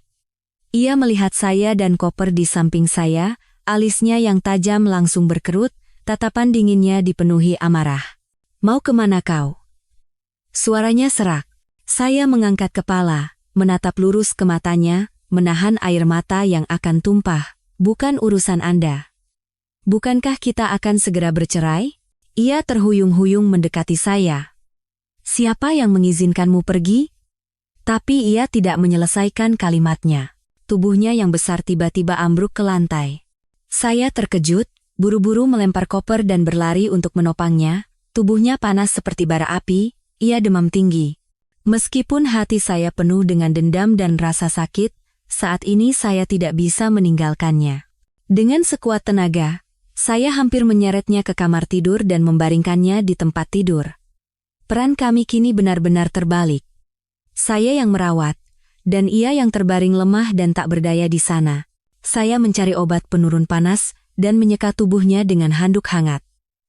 Melihat wajahnya tanpa ekspresi dingin dan angkuh, saya tidak bisa menahan perasaan iba. Malam itu, saya menjaganya. Karena demam, ia mulai mengigau. Ia terus memanggil nama seseorang, tetapi tidak terdengar jelas. Tiba-tiba, ia menggenggam tangan saya erat. Matanya terpejam, tetapi bulu matanya bergetar. "Jangan pergi. Kumohon, jangan tinggalkan aku sendiri," gumamnya dengan suara penuh penderitaan dan permohonan. Lalu, ia mulai bercerita tentang kejadian 15 tahun yang lalu, kecelakaan mobil, dirinya yang terperangkap di dalam mobil, dan seorang gadis. Dia yang menyelamatkanku. Jantungku serasa berhenti berdetak. 15 tahun yang lalu. Kecelakaan mobil. Ada bekas luka di punggungnya. Sepertimu, lanjutnya, napas panasnya terasa di tangan saya, dan jepit rambut berbentuk kupu-kupu biru. Aku mencarinya selama 15 tahun. Saya membeku di tempat. Semua ingatan masa kecil tiba-tiba muncul dengan jelas. 15 tahun yang lalu, dalam perjalanan pulang sekolah, saya menyaksikan kecelakaan. Sebuah mobil yang kehilangan kendali menabrak pohon. Saya melihat seorang anak laki-laki terperangkap di dalam, berlumuran darah. Tanpa ragu, saya memecahkan kaca dengan batu dan menariknya keluar tepat sebelum mobil itu terbakar. Dalam kekacauan itu, saya kehilangan jepit rambut kupu-kupu biru yang baru saja dibelikan nenek. Punggung saya juga tergores pecahan kaca, meninggalkan bekas luka hingga sekarang. Mungkinkah anak laki-laki itu adalah Anda? Baskara, bahkan dalam igauannya, sepertinya mengenali saya. Ia menarik saya lebih dekat, membenamkan wajahnya di leher saya, dan berkata dengan suara serak, "Aku menemukanmu. Akhirnya aku menemukanmu. Jangan pernah tinggalkan aku lagi." Kata-katanya, kelemahannya, dan kebenaran mengejutkan yang baru saja terungkap, meruntuhkan pertahanan terakhir di hati saya. Air mata tumpah. Dendam dan rasa sakit sirna, hanya menyisakan cinta yang telah terpendam selama 3 tahun dan rasa haru yang luar biasa. Saya tidak tahu apakah ia mengira saya adalah Citra atau benar-benar mengenali saya, tetapi saat ini, saya tidak ingin memikirkannya lagi. Saya merentangkan tangan dan memeluknya. Malam itu, di tengah demam dan emosi yang kabur, untuk pertama kalinya kami benar-benar menjadi milik satu sama lain. Keesokan paginya, saya terbangun dalam pelukan hangat Baskara. Sinar matahari menyusup melalui tirai, menyinari wajahnya yang tampan. Ini adalah pertama kalinya saya melihat wajahnya dari jarak sedekat ini. Demamnya sepertinya sudah turun, napasnya teratur dan stabil. Sesaat, rasa bahagia yang manis menyelimuti hati saya. Saya perlahan mengangkat tangan, ingin menyentuh wajahnya. Tapi tepat pada saat itu, bulu matanya sedikit bergetar, dan ia perlahan membuka mata. Pandangan kami bertemu. Di matanya, ada sisa-sisa kantuk, yang kemudian berubah menjadi keterkejutan, kebingungan, dan akhirnya, menjadi ekspresi yang sangat dingin dan kaku. Ia mendorong saya menjauh, bangkit, dan menatap saya seolah-olah saya adalah orang asing. Tanpa sepatah kata pun, ia bangkit dan masuk ke kamar mandi. Tindakannya bagai pisau yang menusuk jantung saya yang sedang dipenuhi kebahagiaan. Apa yang terjadi? Kenapa ia bersikap seperti ini? Apakah kejadian semalam hanyalah kesalahan yang dilakukan karena demam? Apakah ia menyesal? Atau setelah sadar, ia menyadari bahwa saya bukanlah Citra, orang yang benar-benar ingin ia ajak bersama? Dinginnya sikapnya lebih menakutkan daripada kata-kata kasar manapun. Ia keluar dari kamar mandi, berganti pakaian, dan meninggalkan kamar tanpa melirik saya sekalipun. Sepanjang hari itu, ia menghindari saya. Rumah yang luas ini terasa lebih menyesakkan dari sebelumnya. Saya merasa sangat konyol. Saya yang semalam tenggelam dalam kemanisan, hari ini ditampar oleh kenyataan yang kejam. Sore harinya, saat saya sedang termenung di kamar, seorang asisten rumah tangga membawa sebuah kotak kecil yang dibungkus cantik. "Nyonya, ini hadiah dari Tuan." Saya terkejut dan membuka kotak itu. Di atas kain sutra lembut, tergeletak sebuah jepit rambut berbentuk kupu-kupu biru, bentuknya persis seperti yang saya hilangkan dulu. Jantungku berdebar. Di dalamnya juga ada sebuah kartu kecil, dengan tulisan tangannya yang kuat, hanya 4 kata, mengembalikan barang ke tempatnya. Saya benar-benar bingung. Kenapa ia melakukan ini? Apakah ia ingat bahwa saya adalah gadis kecil itu? Tapi jika begitu, kenapa ia bersikap dingin pada saya? Ataukah ia masih menganggap saya pengganti Citra? Jepit rambut ini awalnya untuk Citra, dan sekarang ia hanya mengembalikannya kepada orang yang punya bekas luka yang sama? Apakah ia sedang mempermainkan perasaan saya? Ribuan pertanyaan tak terjawab berputar di kepala, membuat saya semakin sakit dan bingung. Beberapa hari berikutnya berlalu dalam keheningan yang menakutkan. Baskara ada di rumah, tetapi kami hampir tidak pernah bertemu. Ia sengaja menghindari saya, dan saya tenggelam dalam kebingungan saya sendiri. Jepit rambut kupu-kupu itu terdiam di dalam kotaknya. Itu adalah secercah harapan, sekaligus bukti kebenaran pahit bahwa saya mungkin hanyalah seorang pengganti. Kontradiksi ini menyiksa saya setiap hari, setiap jam. Pagi itu, saat saya bersiap-siap untuk ke kantor, telepon berdering. Nomornya. Jantungku berdebar. Jam 10, datang ke kantorku di kantor pusat. Ada yang mau kubicarakan. Suara di seberang masih dingin dan memerintah. Ia tidak memberi saya kesempatan untuk bertanya lebih lanjut. Ia menutup telepon setelah selesai bicara. Pembicaraan penting? Apakah ia ingin memperjelas semuanya dengan saya? Tentang malam itu, tentang gadis kecil itu, dan tentang Citra, secercah harapan kembali mekar di hati saya. Apapun hasilnya, saya ingin mendengar kebenaran langsung dari mulutnya. Saya tiba di Adijaya Group 10 menit lebih awal. Para karyawan mengenal wajah saya, jadi tidak ada yang menghentikan saya. Saya langsung menuju kantornya di lantai teratas. Semakin dekat, jantung saya semakin berdebar. Saya berdiri di depan pintu kayu yang mewah, menarik napas dalam-dalam untuk menenangkan diri. Saat hendak mengangkat tangan untuk mengetuk, pintu yang sedikit tertutup itu terbuka sedikit lebih lebar, dan saya mendengar percakapan dari dalam. Suaranya dan suara pria lain, mungkin kepala sekretarisnya. Semua informasi sudah terverifikasi. Suara sekretaris terdengar. Katakan, suara Baskara rendah. Benar bahwa Nona Saraswati memiliki bekas luka di punggung, dan posisinya hampir sama. Bekas luka itu didapat dari kecelakaan lalu lintas saat kecil, dan waktunya juga cocok dengan kecelakaan Bapak Presiden Direktur 15 tahun yang lalu. Jantungku terasa sesak. Ia sedang menyelidiki saya. Bagus, suara Baskara terdengar puas. Kalau begitu semakin pasti, terus awasi.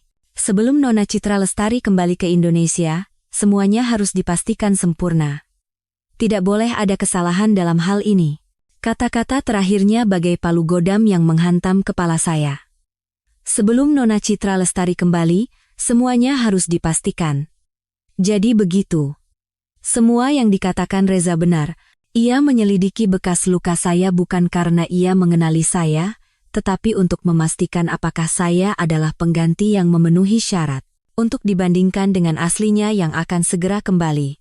Malam yang penuh gairah itu, kata-katanya saat mengigau, jepit rambut dengan pesan. Mengembalikan barang ke tempatnya, semuanya hanyalah kesalahpahaman yang menyedihkan. Ia mengira saya adalah wanita dalam mimpinya, dan setelah sadar, ia menyadari kesalahannya dan kembali bersikap dingin. Rasa sakit dan kekecewaan mencapai puncaknya, menelan semua harapan dan cinta. Saya merasa sangat bodoh dan menyedihkan karena telah berfantasi tentang perasaannya. Tangan yang terangkat jatuh lemas ke bawah. Saya tidak punya keberanian lagi untuk masuk dan menghadapi kebenaran yang kejam. Saya berbalik dan berjalan pergi seperti bayangan tanpa jiwa. Tidak ada air mata yang keluar, tetapi jantung saya sepertinya sudah berhenti berdetak. Cinta saya selama 3 tahun, penantian saya, akhirnya hanya menyisakan kebenaran bahwa saya hanyalah bayangan orang lain. Kembali ke rumah, saya tidak lagi mengemasi barang-barang saya. Saya duduk di meja, mengeluarkan surat perjanjian cerai yang ia berikan.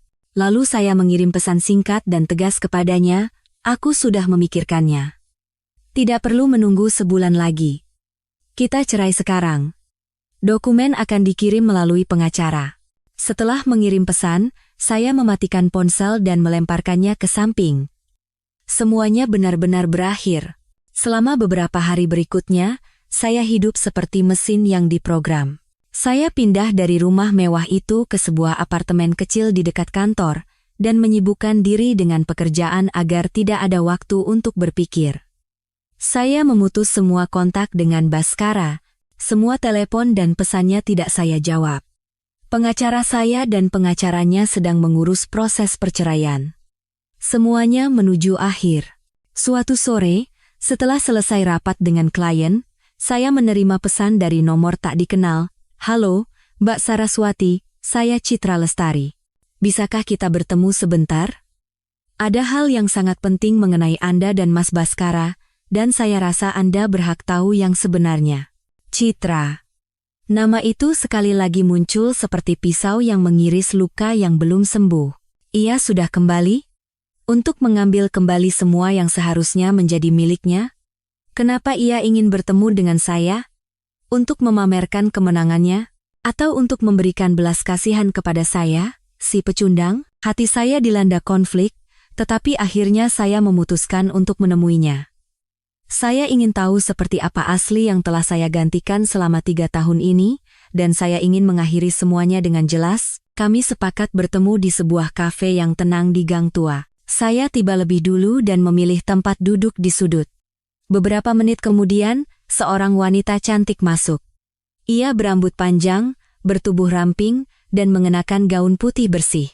Wajahnya memancarkan aura polos dan lembut. Itulah Citra. Saya harus akui, ia sangat cantik. Pantas saja ia bisa merebut hati orang lain. Citra melihat saya, tersenyum ringan, lalu mendekat dan duduk di seberang. Terima kasih sudah datang. Apa alasan Anda mencari saya? Tanya saya langsung. Tanpa menyembunyikan nada dingin saya. Citra menatap saya dengan tatapan rumit. Di matanya, ada rasa bersalah dan penyesalan. Ia menarik napas dalam-dalam dan berkata dengan jelas, Mbak Saraswati, saya datang untuk meminta maaf kepada Anda dan untuk menceritakan kebenaran yang tersembunyi selama 15 tahun. Saya mengerutkan kening, tidak mengerti apa yang ia maksud. 15 tahun yang lalu, dalam kecelakaan mobil itu, Citra memulai ceritanya dengan suara bergetar, yang menyelamatkan Mas Baskara bukanlah saya, melainkan Anda. Saya membeku di tempat. Apa maksudmu? Orang yang menyebabkan kecelakaan itu juga saya. Air mata mulai menggenang di mata Citra. Waktu itu saya masih kecil dan bodoh. Saya diam-diam membawa mobil ayah saya dan menabrak. Saya sangat takut. Saya bersembunyi di semak-semak terdekat dan menyaksikan semuanya. Saya melihat seorang gadis kecil, yaitu Anda, dengan berani memecahkan kaca dan menarik Mas Baskara keluar. Saya melihat Anda menjatuhkan jepit rambut kupu-kupu, dan saya juga melihat punggung Anda terluka. Setiap kata-katanya sulit dipercaya. Setelah itu, ketika orang-orang datang, saya terlalu takut untuk mengakui kesalahan saya. Ketika Mas Baskara sadar di rumah sakit dan bertanya siapa yang menyelamatkannya, karena kelemahan dan egoisme sesaat, saya berbohong. Saya berpura-pura menjadi pahlawannya. Citra menangis terisak. Selama 15 tahun terakhir, kebohongan itu menyiksa saya setiap hari. Mas Baskara sangat baik pada saya, tapi dia tidak pernah mencintai saya. Dia hanya menganggap saya sebagai adik perempuan, orang yang harus ia balas budi. Dia selalu mencari Anda, gadis kecil itu. Ketika saya mendengar berita bahwa ia menikah dengan Anda, saya tahu saya tidak bisa diam lagi. Saya harus kembali dan meluruskan semuanya. Mbak Saraswati, saya benar-benar minta maaf. Saya minta maaf karena telah mencuri identitas Anda. Saya minta maaf karena telah membuat Anda mengalami begitu banyak kesalahpahaman dan penderitaan. Saya duduk termangu. Pikiran saya kosong. Kebenaran itu begitu tiba-tiba dan mengejutkan, saya tidak bisa mencernanya. Ternyata, tidak ada yang menjadi pengganti siapapun. Orang yang dicari Baskara selama 15 tahun bukanlah Citra, bukan juga bayangan lain. Orang itu dari awal hingga akhir hanya satu, dan itu adalah saya. Saya meninggalkan kafe dengan perasaan yang tak terlukiskan. Pengakuan Citra terus bergema di kepala saya. Semua kesalahpahaman dan penderitaan seolah terurai. Tapi saat kebenaran terungkap, rasa sakit lain muncul. Baskara menemukan saya. Benar. Tapi ia menemukan gadis kecil itu. Bukan saya yang sekarang. Sikap dinginnya, penyelidikannya, semua itu untuk memastikan bayangan masa lalu. Cinta saya, diri saya, sepertinya masih belum benar-benar ada di matanya. Saat hati saya kalut, telepon di saku berdering kencang. Nomor panti jompo. Firasat buruk kembali datang. Saya buru-buru menjawab. Mbak Saraswati, tolong segera ke sini. Nenek kritis lagi. Suara perawat di seberang lebih panik dari sebelumnya. Gagal ginjal akut, kondisinya sangat buruk. Panti kami tidak sanggup menangani, harus segera dipindahkan ke rumah sakit besar. Kepala saya serasa meledak. Semua pikiran tentang Baskara, tentang Citra, tentang cinta dan kesalahpahaman lenyap, hanya menyisakan ketakutan yang luar biasa. Rumah sakit mana? Saya akan segera ke sana. Sekarang sedang proses pemindahan ke Rumah Sakit Cipto Mangunkusumo. Mohon langsung ke sana. Saya menutup telepon dan panik mencari taksi. Air mata tumpah. Kenapa takdir begitu menguji saya? Kenapa tepat saat saya baru saja menemukan secercah cahaya, takdir dengan kejam memadamkannya? Setelah terjebak macet yang membuat saya nyaris gila, saya tiba di rumah sakit.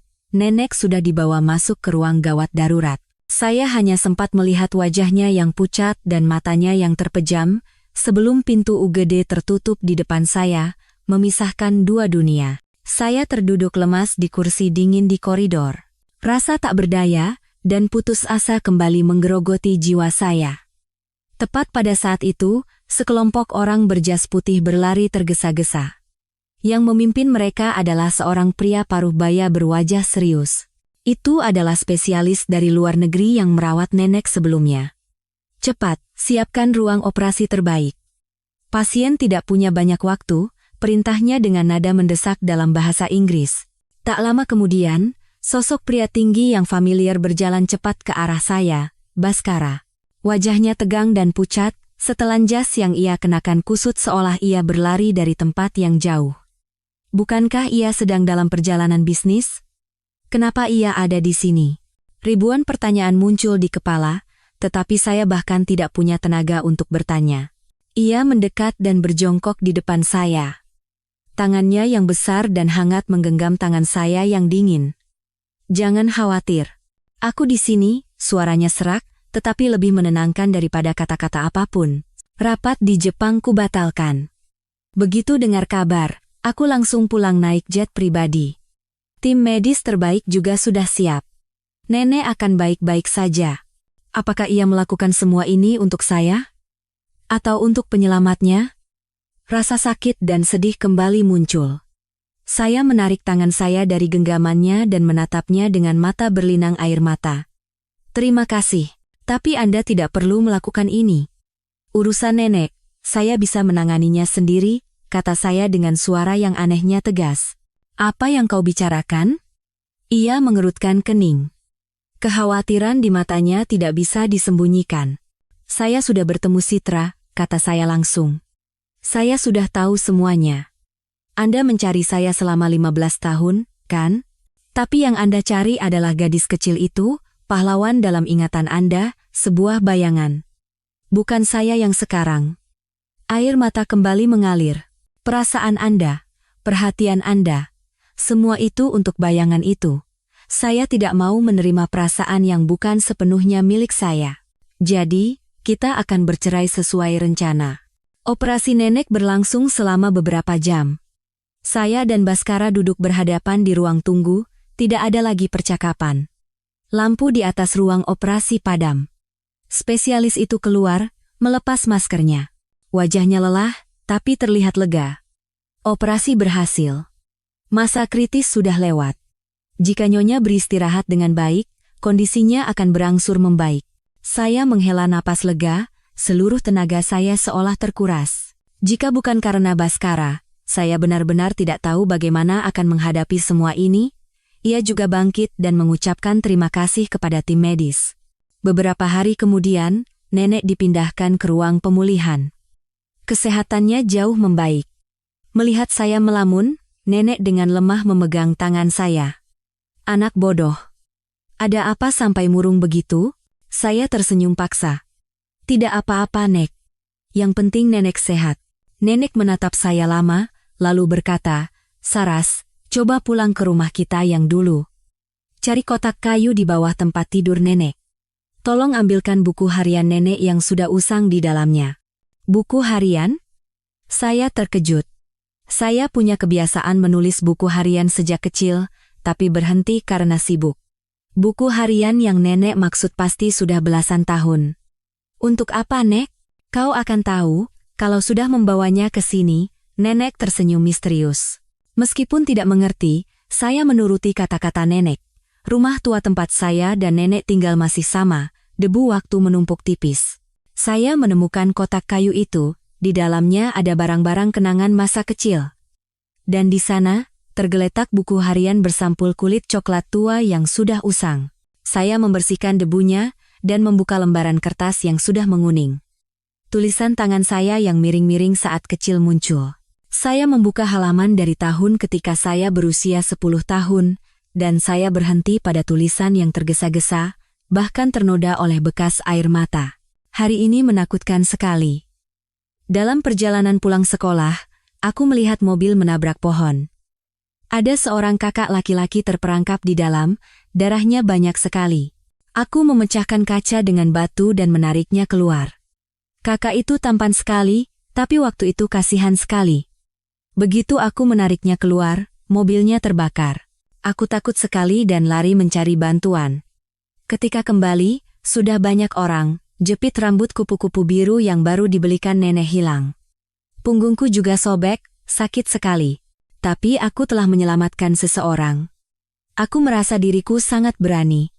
Semoga kakak itu baik-baik saja. Semuanya terbayang kembali di kepala saya seperti film gerakan lambat. Anak laki-laki itu, jepit rambut, bekas luka. Semuanya cocok. Buku harian ini adalah bukti yang tak terbantahkan. Anak laki-laki yang dicari Baskara adalah saya. Bukan kesalahpahaman. Potongan terakhir dari masa lalu telah menemukan tempatnya. Saya memegang buku harian itu dan kembali menangis. Tapi kali ini bukan air mata kesakitan atau kesedihan.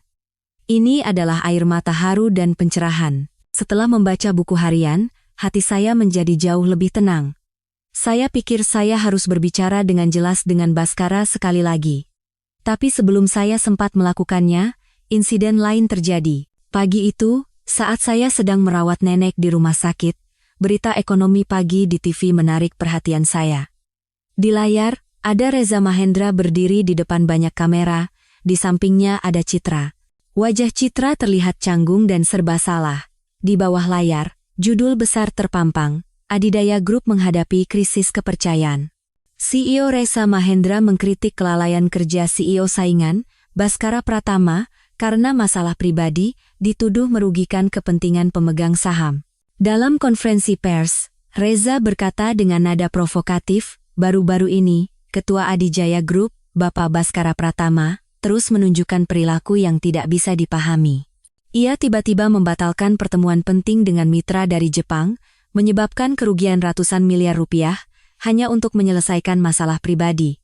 Dengan dukungan dari Nona Citra Lestari, yang telah lama memiliki hubungan dengan Bapak Baskara, saya rasa Dewan Direksi Adijaya Group harus meninjau kembali kualifikasi kepemimpinan Bapak Baskara. Seseorang yang mendahulukan perasaan pribadi di atas kepentingan grup tidak layak menduduki posisi itu. Reza menggunakan insiden kepulangan mendadak Baskara untuk menyelamatkan nenek, memelintirnya menjadi skandal asmara untuk menyerang dia dan Adijaya Group. Ia bahkan menyeret Citra, menjadikannya alat untuk menekan Dewan Direksi, memaksa Baskara untuk memilih antara perusahaan dan saya. Konspirasi yang sangat licik. Saya mengepalkan tangan. Api kemarahan berkobar di hati saya. Saya tidak bisa membiarkannya menghadapi ini sendirian. Begitu berita selesai, telepon saya berdering. Sekretaris Baskara. Nyonya Saraswati, Bapak Presiden Direktur ingin bertemu. Beliau rasa ada beberapa hal yang harus Nyonya ketahui. Suara sekretaris itu terdengar mendesak. Tanpa ragu, saya langsung setuju. 30 menit kemudian, sekretaris itu tiba di rumah sakit. Ia tidak membawa saya ke kantor pusat, melainkan ke sebuah villa yang dijaga ketat di pinggir kota. Baskara sedang menunggu saya, wajahnya lelah, tapi tatapannya anehnya tegas. Tanpa banyak bicara, ia memberikan setumpuk dokumen. Baca ini, saya membuka dokumen itu. Itu adalah salinan rekam medisnya 15 tahun yang lalu. Di kolom informasi penyelamat, nama Citra Lestari dicoret, dan di sampingnya ada catatan dengan pena merah dari penyelidik, nama direvisi. Menurut kesaksian saksi mata, penyelamat adalah seorang anak perempuan tak dikenal berusia sekitar 10 tahun. Dokumen ini dengan sempurna membuktikan bahwa kata-kata Citra benar. Tapi yang lebih mengejutkan saya adalah dokumen-dokumen berikutnya. Itu adalah akta kelahiran saya dan orang tua saya, serta silsilah keluarga Pratama. Saya tidak mengerti. Saya menatapnya dengan bingung. Baskara mendekat dan berkata dengan suara rendah penuh kesedihan, "Saras, ayahmu, nama aslinya adalah Banyu Pratama. Dia adalah paman kecilku." Saya serasa disambar petir. Paman kecil? Berarti? Saya dan Anda. Seolah membaca pikiran saya, ia buru-buru menjelaskan, "Jangan khawatir, kita tidak punya hubungan darah. Ayahku adalah anak angkat kakek. Paman Banyu adalah satu-satunya putra kandung kakek." Saya menghela napas lega. Tapi rahasia yang lebih mengerikan segera terungkap. Keluarga Pratama memiliki penyakit genetik darah langka. Penderitanya tidak bisa hidup lebih dari 50 tahun, lanjutnya, matanya menatap jauh. Kedua orang tuamu adalah peneliti genetika yang brilian. Seumur hidup mereka berusaha mencari obat untuk penyakit ini, dan akhirnya menemukan bahwa kuncinya ada pada gen khusus yang hanya ada padamu. Saya syok, tidak bisa berkata apa-apa. Tahun itu, saat penelitian hampir selesai, sebuah kecelakaan terjadi. Orang tuamu meninggal dalam kebakaran laboratorium, dan semua data penelitian hilang. Dan kau, dibawa oleh nenekmu, meninggalkan kota dan hidup dengan identitas lain. Api kebencian melintas di mata Baskara. Itu bukan kecelakaan. Itu pembunuhan. Dalangnya adalah kakekku sendiri, Danurdono Pratama. Setiap kata-katanya bagai palu yang menghantam kepala saya. Orang tua saya dibunuh, dan pelakunya adalah pemimpin keluarga Pratama. Dia ingin memonopoli hasil penelitian itu dan menjadikanmu sebagai obat untuk seluruh keluarga. Aku mencarimu selama 15 tahun, awalnya untuk membalas budi. Tapi setelah perlahan mengetahui rahasia ini menjadi perlombaan melawan waktu. Aku harus menemukanmu sebelum dia. Pernikahan kontrak ini adalah satu-satunya cara untuk melindungimu secara sah di sisiku. Sekarang saya mengerti segalanya. Sikap dinginnya, jaraknya, semua itu adalah penyamaran untuk menyembunyikan rahasia mengerikan ini dan untuk melindungi saya dari bahaya yang tidak saya sadari. Saat saya masih syok, telepon Baskara berdering. Orang suruhannya di rumah sakit. Pak, Tuan Besar sudah tiba di rumah sakit. Beliau sedang mengerahkan orang ke kamar Nyonya. Wajah Baskara langsung sedingin es. Dia sudah bergerak. Ayo, kita harus segera ke sana, katanya sambil menggenggam tangan saya. Ketika kami tiba di rumah sakit, koridor sudah kacau. Sekelompok pengawal berjas hitam menjaga pintu kamar nenek, melarang siapapun masuk. Yang berhadapan dengan mereka adalah seorang pria tua berambut putih, tapi tatapannya setajam elang dan penuh wibawa, Danurdono Pratama. "Minggir semua," teriaknya dengan suara menggelegar. "Aku datang untuk menemui teman lama, berani-beraninya kalian menghalangiku." "Maaf, Tuan Besar. Tanpa perintah Pak Presiden Direktur, tidak ada yang boleh masuk," jawab kepala tim pengawal tanpa gentar. Melihat kami datang, Danurdono menyipitkan mata. Tatapannya menyapu saya seperti elang melihat mangsa. "Baskara, bagus kau datang. Cepat suruh orang-orang ini menyingkir. Aku ada urusan dengan anak ini." Baskara berdiri di depan saya, menghalangi saya dari kakeknya. "Pulanglah, kek. Saya tidak akan membiarkan kakek menyakitinya." Danurdono tertawa sinis. "Menyakiti? Anak ini adalah harapan seluruh keluarga kita. Aku hanya ingin membawanya kembali ke tempatnya. Kau, sebagai anggota keluarga Pratama, berani menentang seluruh keluarga demi seorang gadis? Dia adalah istri saya. Siapapun yang ingin menyentuhnya, harus melangkahi mayat saya dulu," suara Baskara tegas tanpa keraguan. Ketegangan yang mencekam terjadi. Tiba-tiba, pintu kamar terbuka. Nenek, yang masih lemah, keluar didorong di kursi roda oleh perawat. Di tangannya, ada sebuah kotak sutra usang. "Danurdono, lama tidak bertemu," suara nenek lemah tapi berwibawa. "Kau masih ingat benda ini?" Nenek membuka kotak itu. Di dalamnya ada sebuah liontin giok berbentuk naga yang diukir dengan indah. Melihat liontin itu, wajah Danurdono berubah drastis. "Bagaimana bisa kau? Banyu memberikannya padaku sebelum dia kecelakaan," kata nenek dengan tatapan tajam. "Dia bilang, jika suatu saat kau karena keserakahanmu mencoba menyakiti putrinya sendiri, gunakan ini untuk memanggil orang-orang yang masih setia pada keluarga." "Danurdono, kau pikir kau bisa menipu semua orang?" Tepat pada saat itu, dari kedua ujung koridor, sekelompok orang lain muncul. Mereka semua adalah para tetua keluarga yang sudah berumur. Mereka berdiri diam di belakang nenek, menatap Danurdono dengan penuh kekecewaan. Ia benar-benar terisolasi. Sadar bahwa ia tidak bisa berbuat apa-apa lagi, ia mendengus dingin, berbalik pergi, sambil meninggalkan ancaman, ini belum berakhir. Setelah konfrontasi di rumah sakit, situasi menjadi buntu. Baskara memperketat penjagaan saya dan nenek, dan hampir tidak pernah meninggalkan kami. Ia juga mulai mengumpulkan bukti untuk mengungkap kejahatan kakeknya. Beberapa hari kemudian, Reza Mahendra tiba-tiba menghubungi Baskara. Ia mengaku memiliki informasi penting tentang transaksi bisnis ilegal Danurdono dan ingin bertemu secara pribadi untuk membahas kerjasama. Meskipun tahu ini mungkin jebakan, Baskara yang ingin segera menjatuhkan kakeknya, memutuskan untuk pergi. "Tetap di villa. Jangan kemana-mana. Penjagaan sudah kuatur dengan ketat," pesannya sebelum pergi. Tidak lama setelah Baskara pergi, saat saya sedang membaca buku di ruang kerja, saya mendengar suara aneh dari luar. Firasat buruk menyelimuti saya. Saya buru-buru berlari ke jendela dan melihat ke bawah, menyaksikan pemandangan yang mengerikan. Puluhan pria berpakaian hitam dan bertopeng memanjat tembok. Mereka dengan cepat melumpuhkan pengawal Baskara. Jantungku serasa mau meledak. Ini jebakan. Target mereka adalah saya dan data penelitian orang tua saya yang masih saya simpan.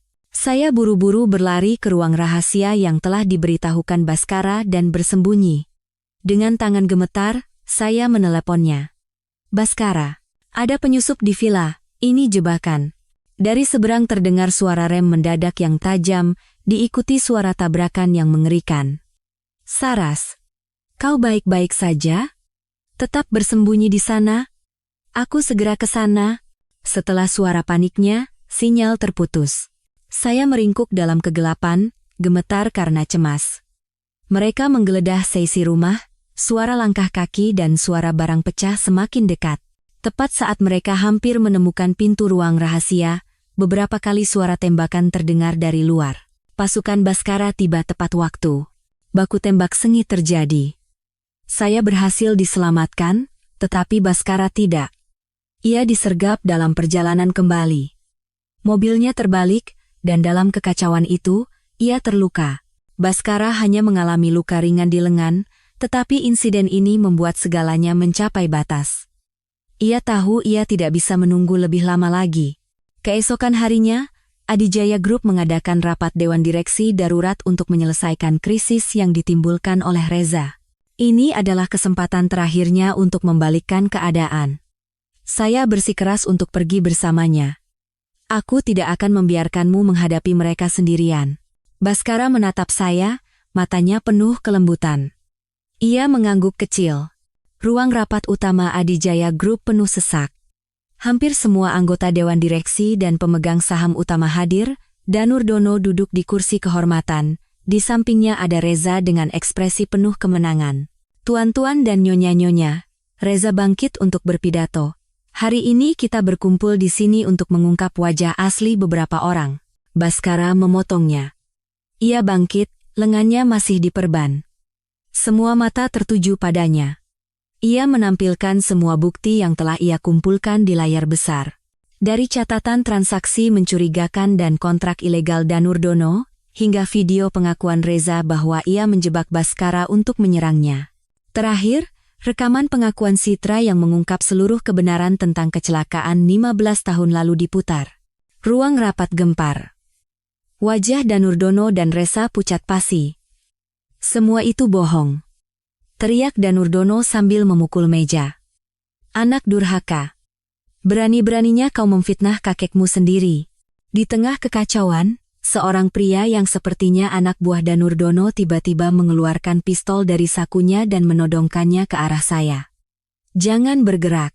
Orang-orang berteriak ketakutan. Pria itu sepertinya sudah kehilangan akal sehat, jarinya gemetar di atas pelatuk. Tanpa ragu, Bhaskara berlari ke arah saya dan melindungi saya dengan tubuhnya. Dor! Suara tembakan yang memekakkan telinga terdengar, tetapi peluru itu tidak mengarah ke saya. Anak buah itu, dalam kekacauan, menembak ke arah seorang pemegang saham tua yang mencoba melarikan diri.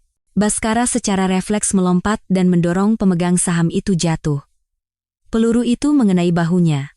Ia terhuyung-huyung dan jatuh ke lantai. Darah mengalir dari lukanya, menodai kemeja putihnya. Bhaskara! Teriak saya, berlari ke arahnya. Air mata mengalir deras. Untungnya, peluru itu tidak mengenai organ vital. Setelah seminggu perawatan, Bhaskara melewati masa kritis. Setelah itu, semua masalah terselesaikan. Danurdono, karena siok dan kejahatannya terungkap, dimasukkan ke rumah sakit jiwa.